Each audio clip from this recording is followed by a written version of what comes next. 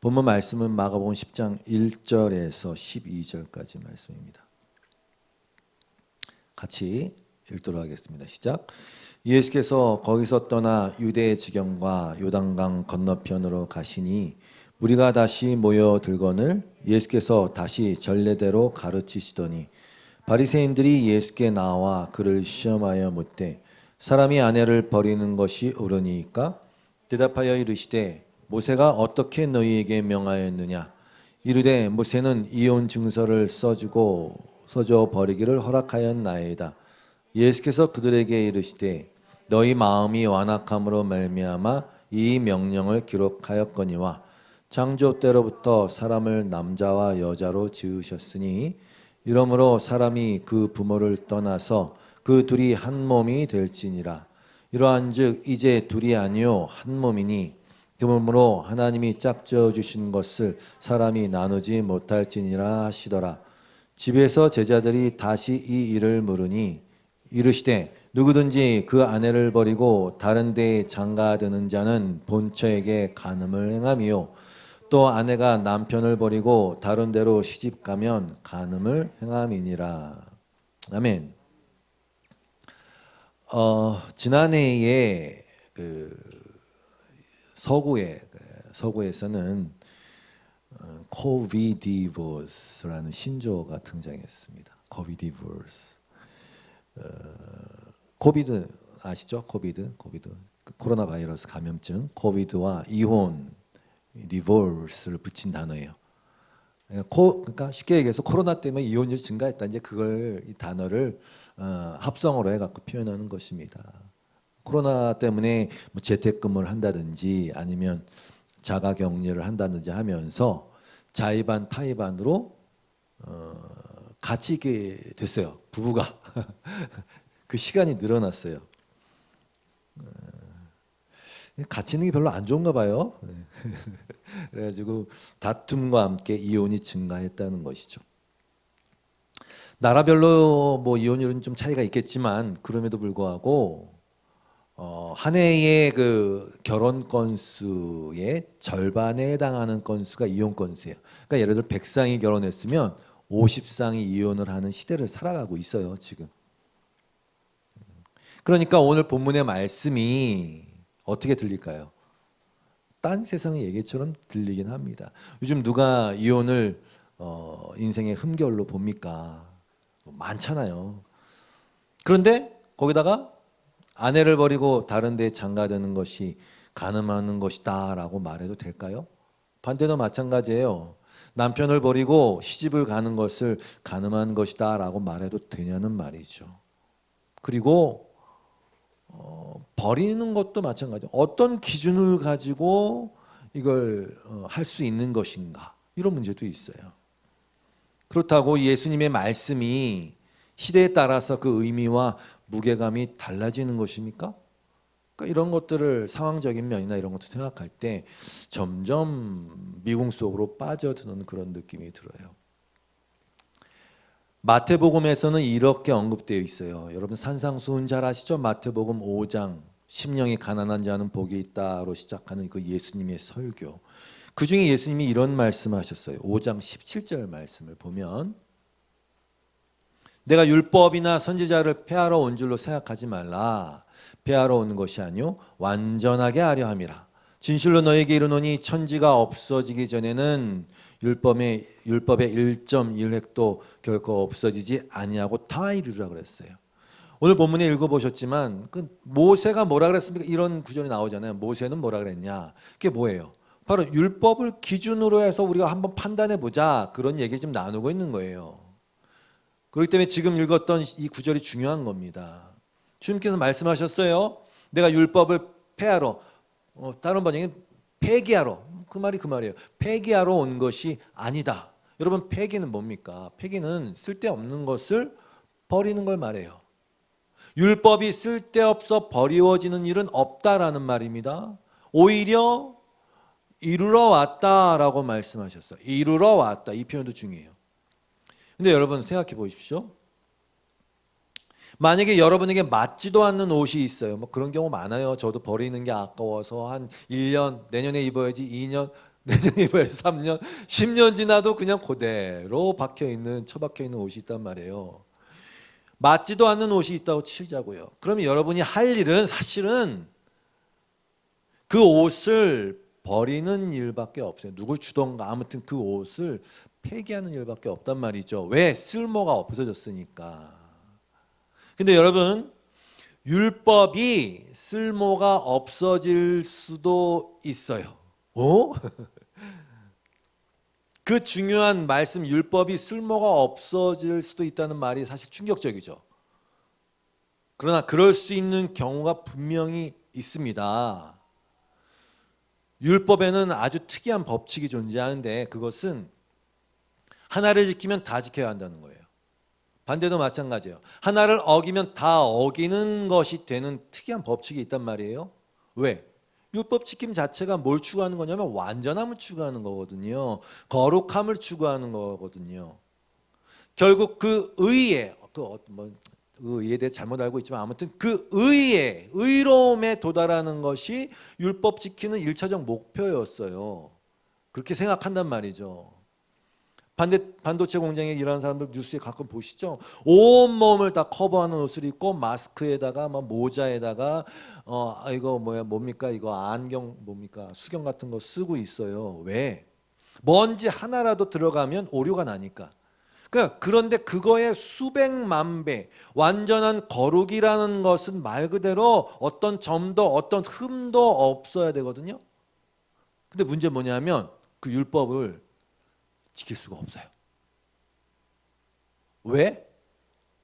지킬 수가 없으니까. 다른 이유가 없어요. 지킬 수가 없어요. 그런데 물어볼게요. 지킬 수 없는 법이 법입니까?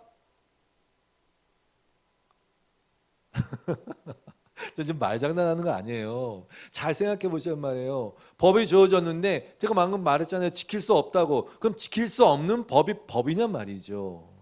지킬 수 없다는 측면에서 보면 율법은 쓸데가 없단 말입니다. 왜 지키지도 못하는 법을 왜 주고 난립니까? 그러나 그 속뜻 그 진리의 관점에서 보면 그게 아니에요.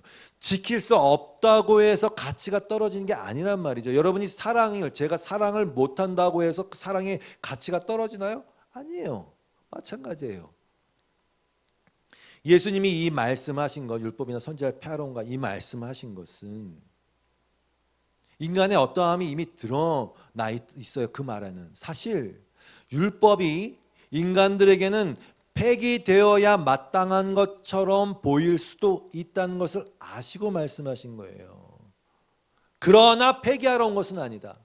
무슨 얘기입니까? 즉 너희는 율법 못 지켜. 그런 의미에서는 사실 폐기되어야 될 것처럼 보이지. 그러나 나는 그것을 완성하러 왔어. 그게 필요 없는 게 아니야. 완성하러 왔어. 이렇게 얘기하신 거란 말이에요. 꼭 필요한 거라면 누군가에 의해서 완성이 돼야 되겠네. 맞아요. 그 얘기하시는 거예요. 그래서 주님이 오셨어요. 뭐 하려고? 완성하려고. 다 이루려고. 그래서 십자가 위에서 선포하셨어요. 뭐라고요? 다 이루었다고 선포하셨어요. 그러면서 이런 말씀도 붙이셨어요. 20절 밑에 20절에 보면 내가 너희에게 이르노니 너희 아까 율법의 1차적 목표가 뭐라고요? 의를 이루는 거. 너희 의가 서기관과 바리새인보다 더 낫지 못하면 결코 천국에 들어가지 못하리라고 또 다시 한번 이렇게 부연 설명하셨어요. 서기관, 바리새인 어렵지 않아요. 그들은요 이 인간 세상에서 의에 관한 한 국가대표예요. 우리나라에서 손흥민보다 축구 잘하는 사람 없어요.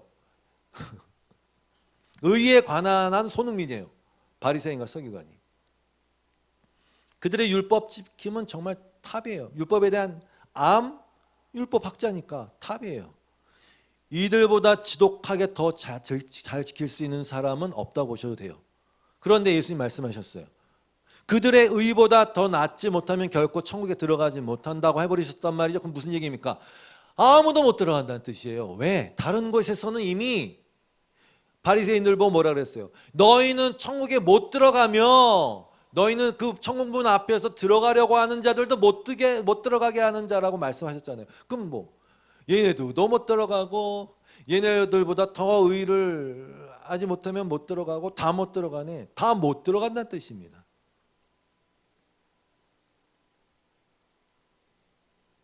얘네들보다 더 노력해서 더 나은 의를 쌓으라는 말이 안 통하는 어떤 의가 필요하겠죠. 새로운 의가 필요하겠죠. 진짜 의가 와야 되겠죠. 그 외에는 방법이 없다는 말이죠. 네, 그게 예수 그리스도예요.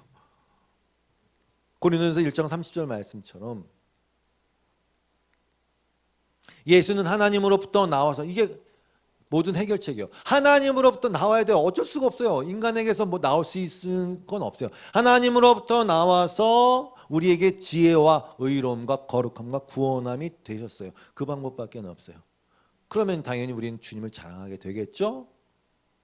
그게 말씀하셨고, 그 다음에 율법 지킴이 꼭 폐기 되어야 할 것처럼 보이는 이유를, 구체적인 이유를 말씀해 주세요. 왜 율법 지킴이 불가능한지를 말씀해 주세요. 그 다음 절에. 여러분 살인 안 하셨잖아요. 여러분 간음 안 하셨잖아요. 여러분 도적질 안 하셨잖아요. 했나? 몰라요. 나는 안 하셨을 것 같아요. 표면적으로는. 근데 예수님이 잘 알려주세요.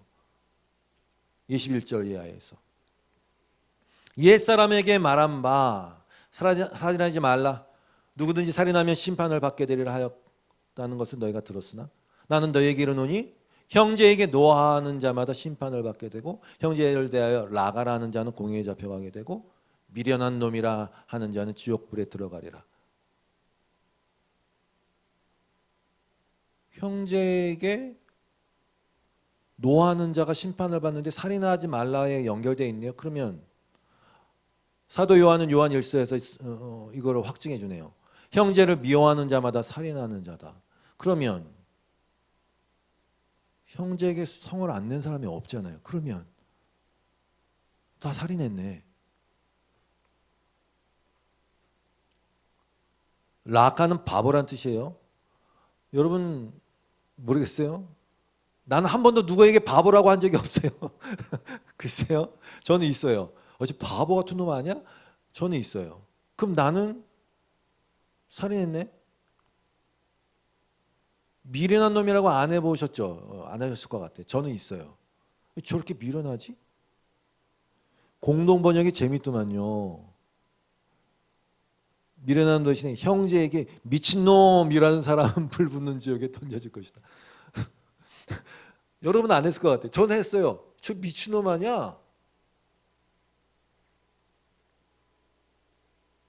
간음도 마찬가지네요. 나는 너에게 이르노니 음욕을 품고 여자를 보는 자마다 마음에 이미 간음하였다. 이걸 들은 자매들은 또 이렇게 생각할 수 있어요. 나는 여자니까 나는 해당 안 되네, 상관이 없네. 사실 그걸 오늘 본문이 얘기하고 있는 거예요. 교묘한 적용들, 아전, 인수격, 해석. 마틴 루터 그랬다면서요.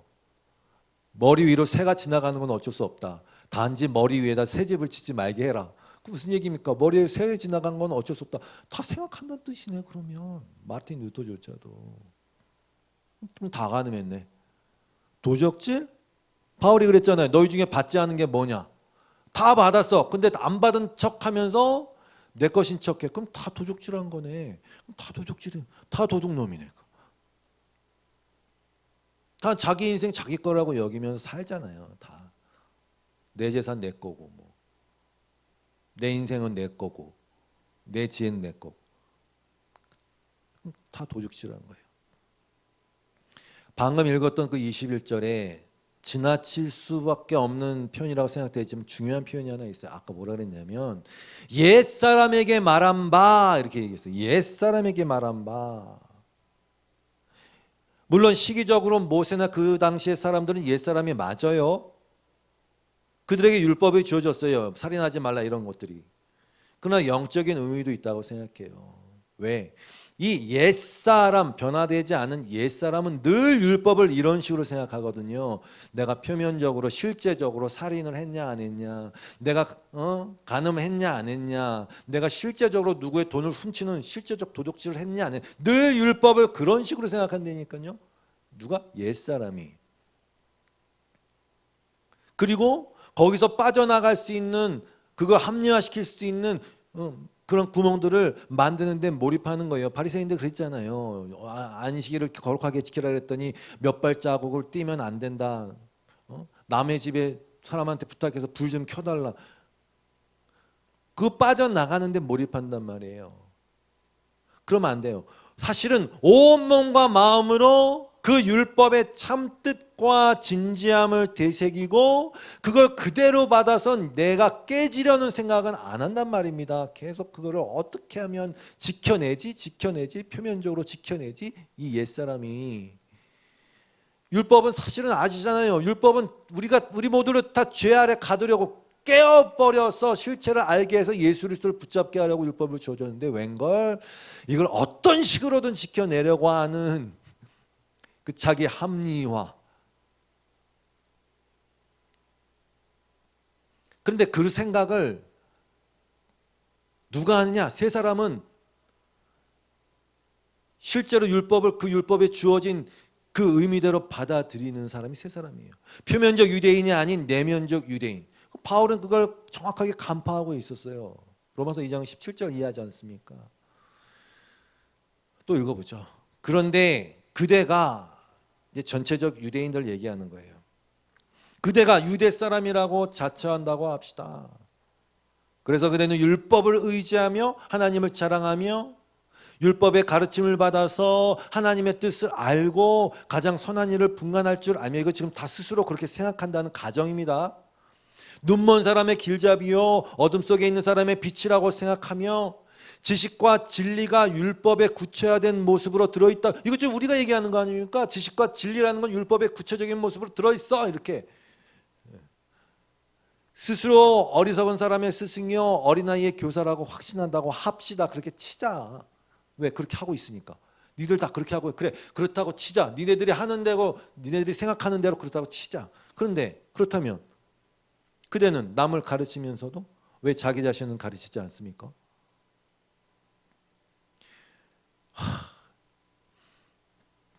자기 자신을 가르치세요.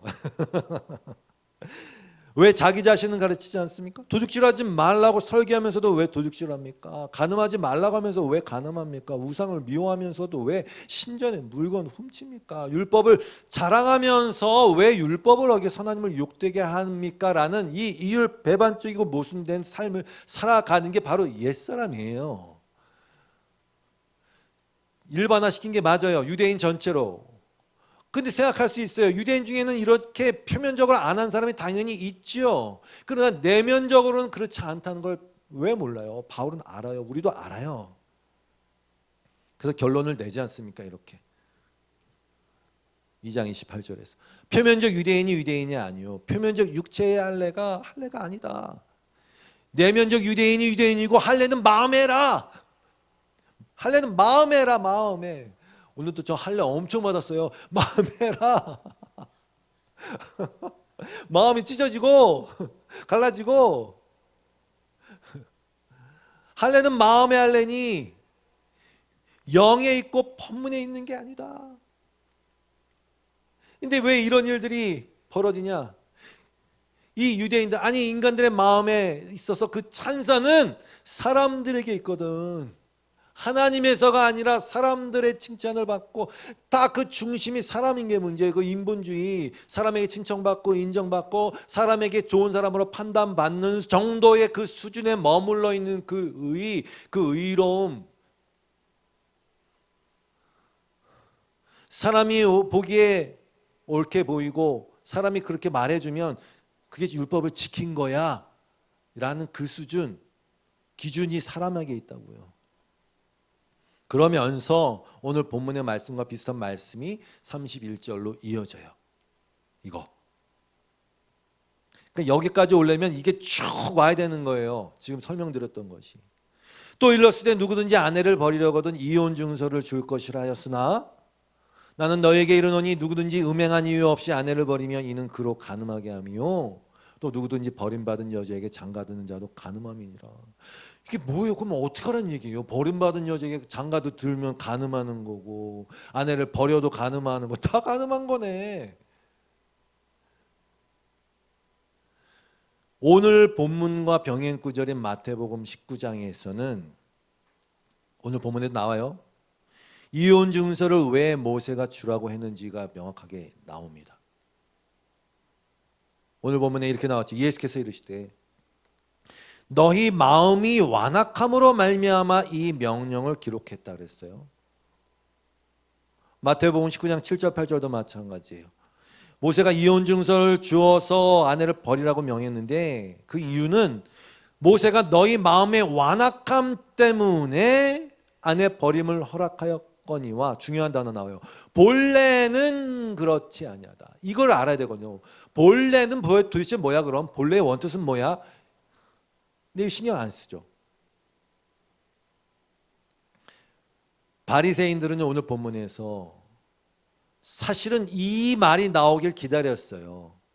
예수님의 역질문에 대해서 모세가 이혼 증서를 써주어 아내를 버리도록 허락하였다. 그들은 법의 전문가였거든요. 기다리고 있었어요. 얼큰이 예수님이 이 말을 하면 됐어요. 이제 율법에서 그렇게 얘기했네, 인정했네, 이렇게 갈라 그랬거든요. 율법의 전문가. 실제로 모세가 그랬거든요. 신명기 24장 1절에서 사람이 아내를 맞이해 데려온 후에 그에게 수치되는 일이 있음을 발견하고 그를 기뻐하지 아니하면 이혼 증서를 써서 그의 손에 주고 그를 자기 집으로 내보낼 것이요. 그 여자는 그의 집에서 나가서 다른 사람의 아내가 되려냐. 왜 써주라고 했냐면요, 지금 사람들은 이 유대인들은 모세의 명령이 이혼할 경우 반드시 이혼 증서를 써줘야 하는 게 모세의 명령인데, 이혼 증서만 써주면 난 어떻게든지 이혼이 정당해라고 지금 이렇게 받아들이고 있거든요. 자기 자신의 이혼에 아내를 버리는 것의 정당성을 증명하기 위한 것으로서 이혼 증서를 사용하고 있단 말이에요. 사실 모세는 알았어요. 이 인간의, 예수님 말씀 같은 인간의 완악함. 남편들이 순전히 자기 주관적인 견해와 이유로 아내를 함부로 버리는 것을 방지하기 위함이었어요.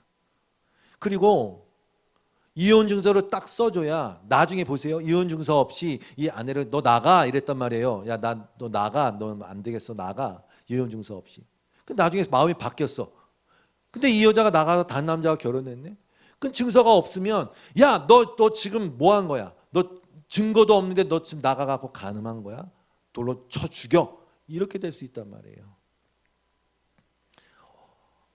모세가 인간의 완악함에서 그 여자를 보호하기 위한 최소한의 보호 장치로 이혼 증서를 써주라고 한 거예요. 그게 뭘 얘기하는 겁니까? 결국 인간의 완악함을 지금 이렇게 지적하고 있는 거예요. 이혼 증서는.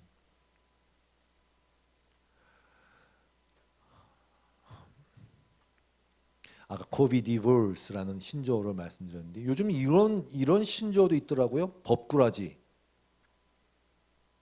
법과 미꾸라지의 합성어. 저는 미꾸라지 잡아봤는데 진짜 미끈미끈하더라고요. 법을 너무 잘 알아. 전문가야. 이 법의 그늘도 알아. 뭐가 그늘인지 알아요. 그래서 어떻게 하면 법을 어기지 않으면서도 법을 어길 수 있는지를 아는 거야. 기가 막힌 사람들이지. 법을 어기지 않아. 근데 법을 어겨.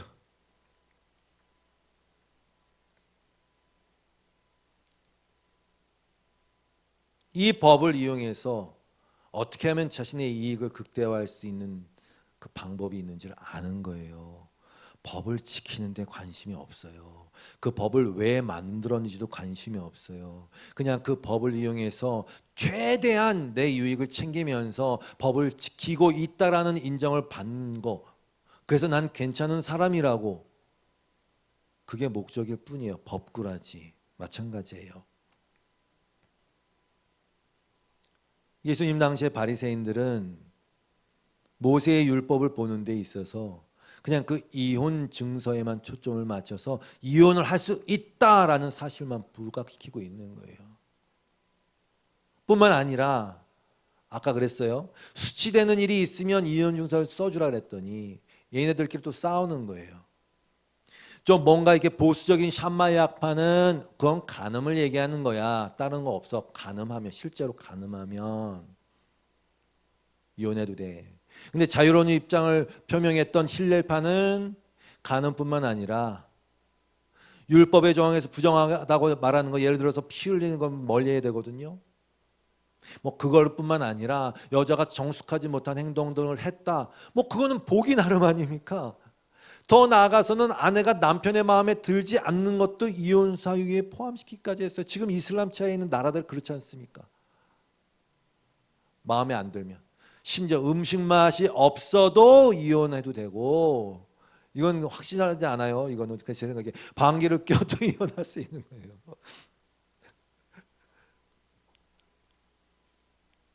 너무하죠. 근데 보세요. 지금 우리가 그 이슬람 국가들을 막 욕하잖아요. 속으로 진짜 너무한다 이렇게 욕하고 있지만, 사실 이것이 법꾸라지 인간의 실상이라는 걸 알려주는 거예요. 그래서 완악한 거예요. 인간은 완악해요.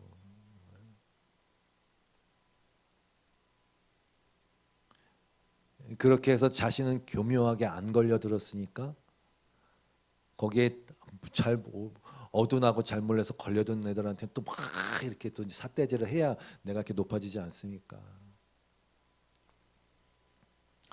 본래는 그게 아니잖아요. 그럼 본래는 뭐냐? 마가복음 10장 6절 가죠. 창조 때로부터 사람을 남자와 여자로 지으셨으니 이러므로 사람이 그 부모를 떠나서 그 둘이 한 몸이 될지니라. 이런즉 이제 둘이 아니요 한 몸이니 그러므로 사람이 하나님이 짝지어 주신 것을 사람이 나누지 못할지니라 하시더라. 여러분 이런 말씀 한번 나눈 적이 있어요. 그냥 옛날에 묵상했던 건데, 자웅동체인가? 몸 안에 남자 여자가 다 있어. 그래도 뭐 그런 거 안 해도 자손 번식이 돼. 자웅동체. 지금까지도 남자와 여자는 평화가 없어요.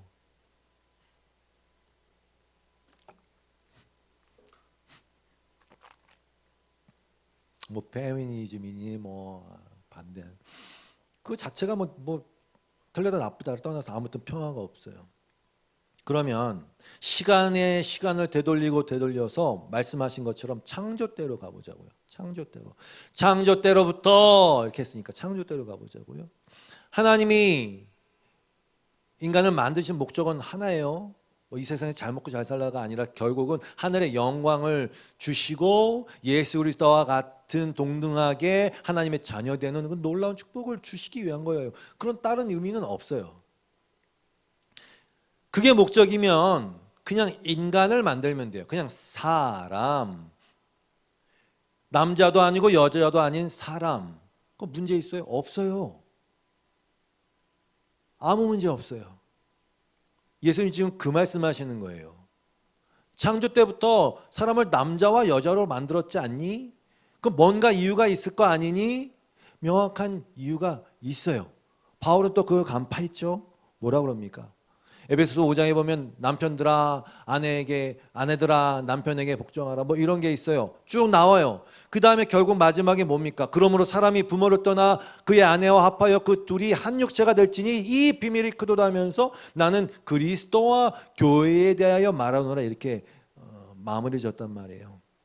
하나님의 궁극적인 목적, 창조의 목적은 아까 말씀드렸듯이 하나님의 그 놀라운 그 사랑을 쏟아 부어 주실 하나님의 자녀를 만드시는 거예요. 근데 보세요. 우리가 창조의 과정을 알잖아요. 엿새째 인간을 만들었어요. 물론 그 전에도 하나님은 뭐 궁창을 만들고 뭐 하면서 다 보시기에 좋았다 그랬어요. 만약에 다섯째까지 날까지만 있으면 더 완벽했을 수도 있어요. 왜? 인간이란 존재가 나타나면서부터 그들의 욕심에 의해서 온갖 오염과 파괴와 전쟁들이 벌어지기 시작했으니까 다섯째 딱 멈췄어도 충분히 보시기에 좋았더라.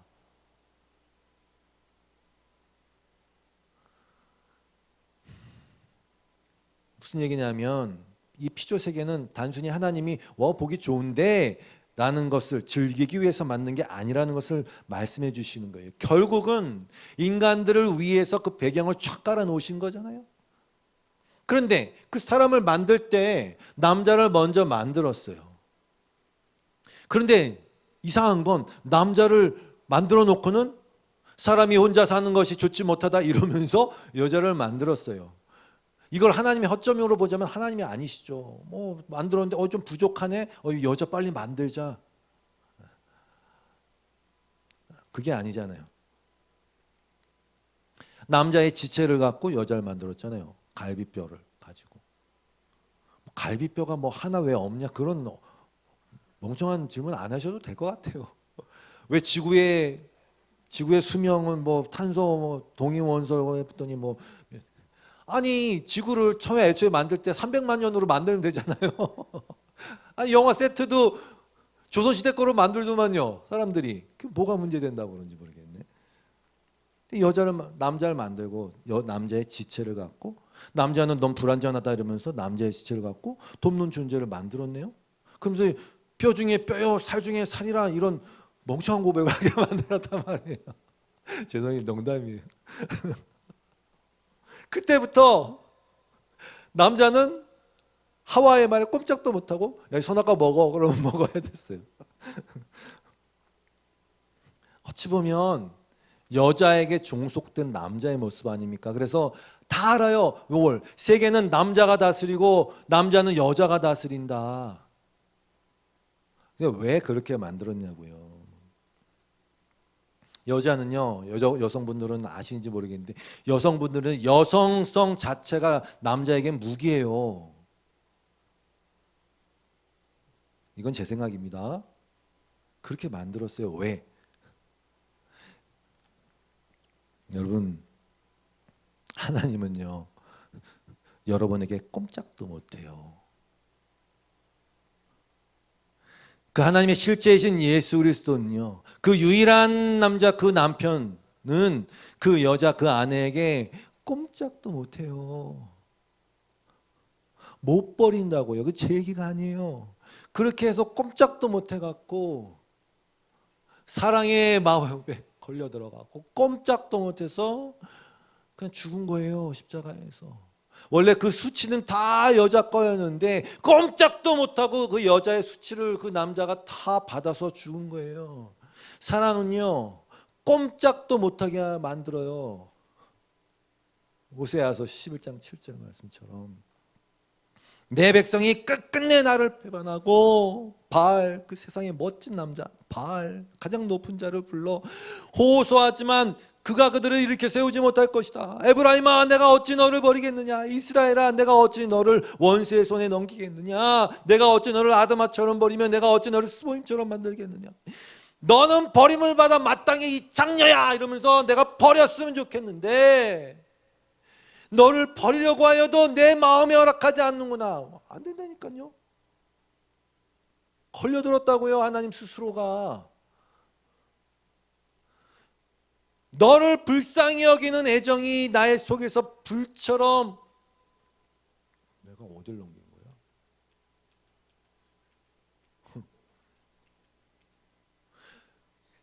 막 애정이 너를 불쌍히 여기는 애정이 내 불 속에서 막 불빛처럼 강하게 찌솟아 오르는 거예요. 그냥 꼼짝도 못하는 거야. 그러니까 이거 맨날 바알한테 빌붙어 갖고 좋은 거 다 갖다 바치고 젊은 다 갖다 바치고 막 그냥 거기다 꼬리치고 내가 다 준 건데 그러고 있어요. 한두 번이 아니야. 그게 한두 번이 아니야. 그래가지고 그냥 확 다 죽여버려.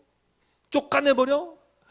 그러고 싶은데 마음에서는 이 불쌍히 여기는 애정이 막 내 안에서 막 불길처럼 솟아오르.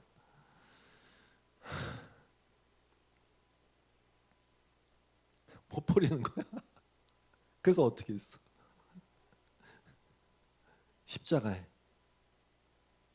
당신 자신을 못 박아버렸어. 여러분 사람이 못 나눠요.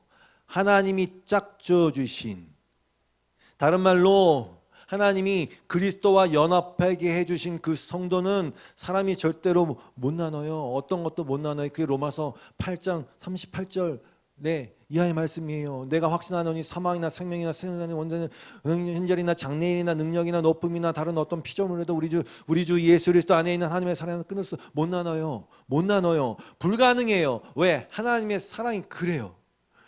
하나님은요, 그렇게 다 남자와 여자를 만들어 놓고 다 보여주시고, 이 여자, 세상을 그렇게 죽도록 사랑했던 이 여자 인간 성도들을 죽어 마땅한 십자가에 발가벗겨서 매달아서 수치를 보여야 마땅할 그 성도들을 못 버려요.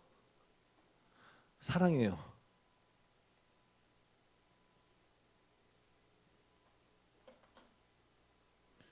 성도 여러분, 사랑받을 만해서 사랑한다? 그건 애초에 잘못된 전제예요. 생각해 보세요. 사랑받을 만한 걸 사랑하는 게 무슨 자랑이야? 그게 뭐가 어려워? 걔가 너무 예뻐. 그 예뻐해줘. 그게 뭐가 어려워요? 그게 무슨 사랑이에요? 그냥 자연스러운 반응이지. 사랑받을 만해서 사랑한다 말 자체가 어폐라는 거니까요. 그건 사랑이 아니에요. 허상이에요, 허상. 하나님은 우리의 삶 속에서 그걸 깨닫게 하세요. 그 허상을 쫓아가는 인간들. 반대예요. 사랑하니까 이뻐 보이는 거예요. 하나님이 우리를 사랑하시기로 작정하고 약속하셨기 때문에 내가 너로 말미암아 즐거워하고 기뻐하며 너 때문에 춤춘다 이러고 계시는 거예요. 여러분도 아시잖아요. 이 완악하고 사악한 인간이 뭐가 좋겠냐고. 이 법꾸라지들이 뭐가 좋겠냐고요. 지긋지긋하지 원래는. 자기의 의의는 또 침소봉대하고 남의 악함도 침소봉대하기 즐겨하는. 그리고 우리는 세상과 가늠한 자예요.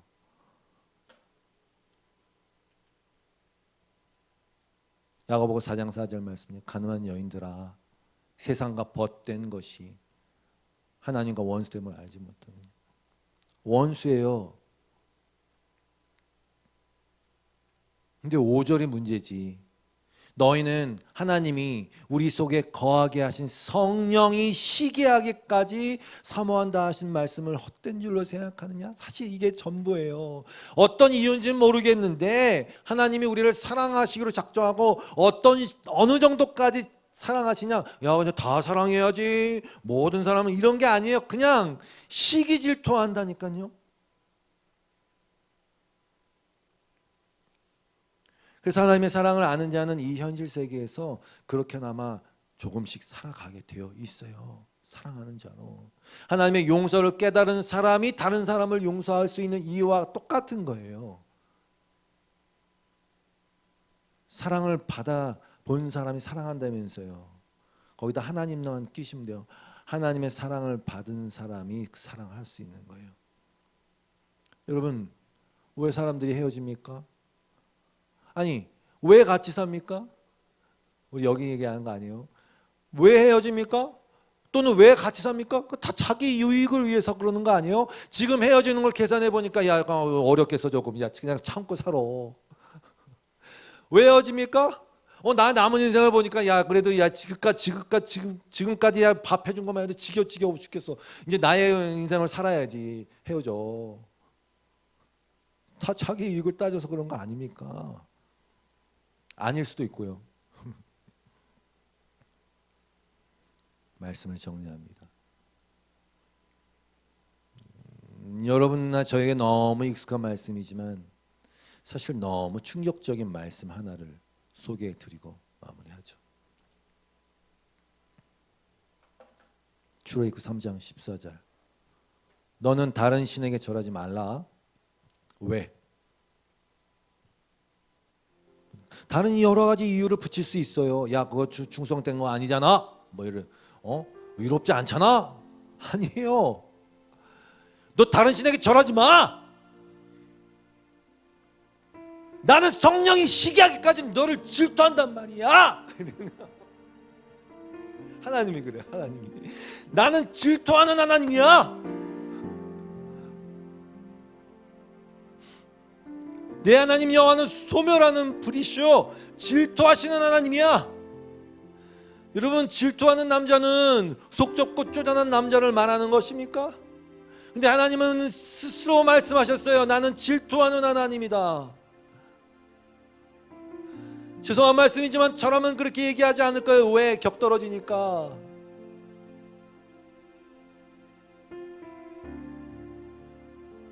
폭넓은 사랑하고 인류애, 이게 더 멋있잖아요.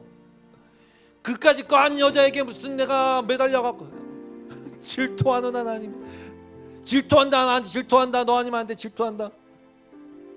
그래서 사람이라면 그럴 수 있다 쳐요. 근데 이분 하나님이잖아요. 하나님. 하나님이 뭐가 부족해서?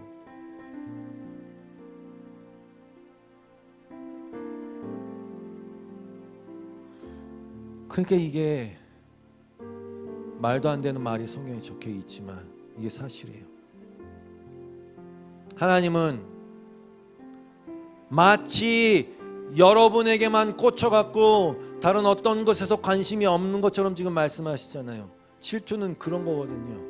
한순간도 빼앗기고 싶지 않은 그 마음이거든요. 이해하셔야 돼요. 여러분, 이해하셔야 돼요. 하나님은 소멸하는 불이기도 하세요. 그러니까 여러분, 십자가를 보세요. 당신이자 당신의 아들인 예수를 소멸해 버리셨잖아요. 왜? 질투해서. 왜? 사랑해서. 누구를? 여러분을.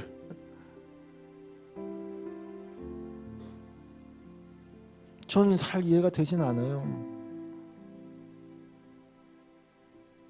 늘 이런 질문이 뒤따를 수밖에 없어요. 내가 뭐라고, 인간이 뭐라고, 이 허접하고 창녀 같은 내가 뭐라고, 난 여전히 외간 남자인 이 세상이 좋아서 세상 따라하고, 세상에 뭐 나왔다 그러면 그거 가져야 되고, 영광 추구하고, 이 세상에 간이고 쓸개고 젊음이고 싹싹 다 갖다 바쳤잖아요. 열정 다 갖다 바쳤잖아요.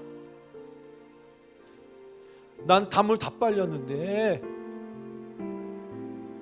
이 쭈구렁탱이 더러운 나를 왜 질투하시기까지 사랑하지? 라는 고백이 없으면 그 사람 성도 아닙니다. 분명히 말씀드릴 수 있어요. 다 잘났어 아직.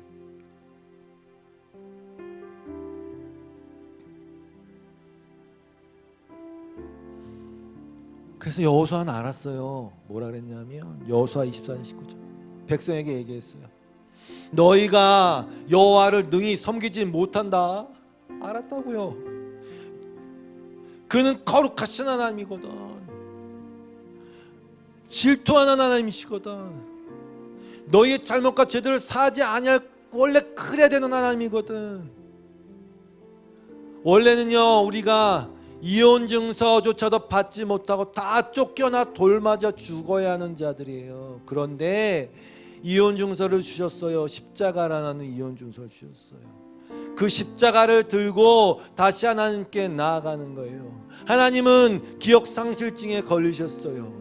방금 집 나가서 몸팔 다온 이 여자가 누군지 다 까먹고 이 여자를 보면서 얘기하는 거예요. 나의 사랑, 나의 어여쁜 자야, 나랑 함께 가자, 이렇게 말이죠.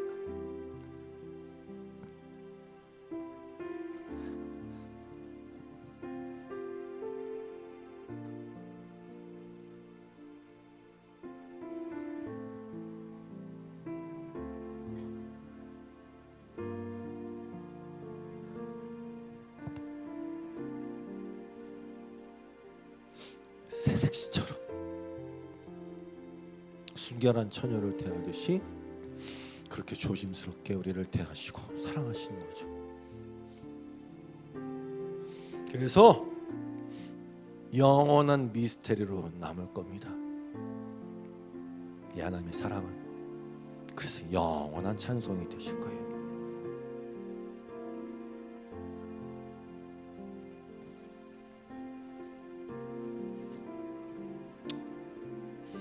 그러니까 이제 그만 항복들 하시고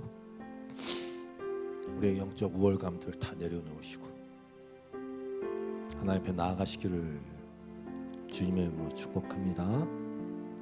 이 찬양하고 마치겠습니다.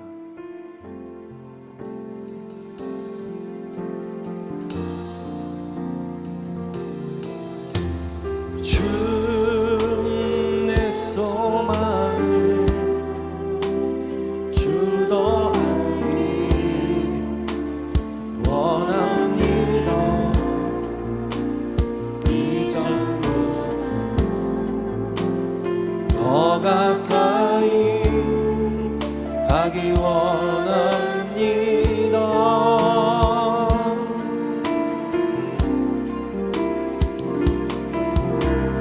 오 주의 품에 기대기만 원합니다. 주의 사랑을 나가시고 주시옵소서. 주 사랑으로 주 사랑으로 날개 치며 오르게 하소서. 은밀한 곳에 영원히 거하게 하소서.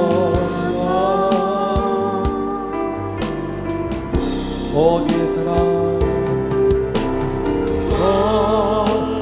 주의 사랑 부끄러워 않겠어요.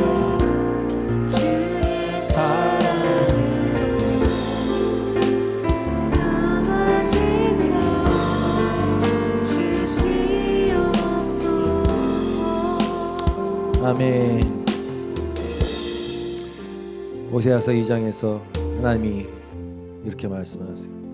그러면 내가 이제 가시나무로 그의 길을 막고 담을 둘러쳐서 그 길을 찾지 못하게 하겠다. 그가 정부들을 쫓아다녀도 그들을 따라잡지 못할 것이다.